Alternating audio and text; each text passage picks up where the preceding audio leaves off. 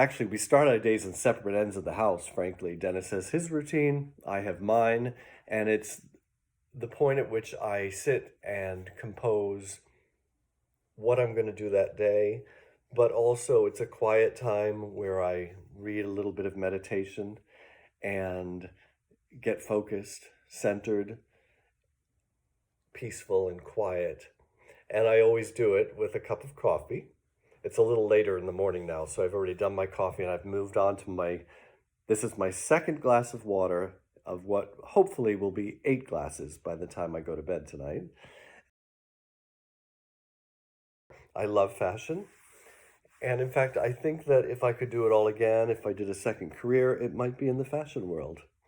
But for now, and with this self-distancing, this is sort of as fancy as it gets these days, and it's generally workout clothes.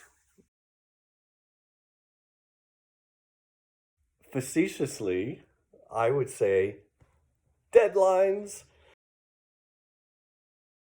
Fabienne, you know that I was an ex-Broadway dancer. I danced at the Moulin Rouge, and that's still in my heart and who I am. And something about it inspires me even to this day. In fact, you see it in my design work. It's very theatrical. I am developing myself as a brand.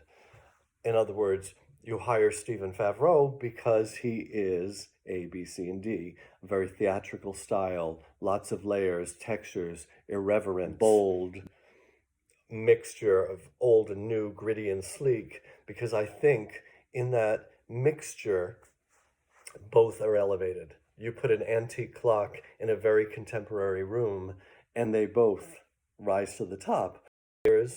I once had an editor say of my work, Stephen Favreau's designs vibrate right on the edge of too much, but never go too far. I love that. I mean, I thought that was one of the greatest quotes for myself that I've ever received. And I live there. In fact, my home is sort of a laboratory for that. Where can I push that envelope harder? How many textures and patterns can I put together in one space that elevate each other and never go too far? And in this laboratory, you start to understand that when you get very detailed and the layers and textures and colors are so bold, something happens. I haven't yet been able to figure out exactly why, but something happens where you feel peaceful in that space. One of the other things that I often use to describe the way I, as a designer, approach my work is that I create, not replicate, right? There's always a lot of talk in the design industry about what is the difference between a decorator and a designer. And for me, it's creation. It's not recreating.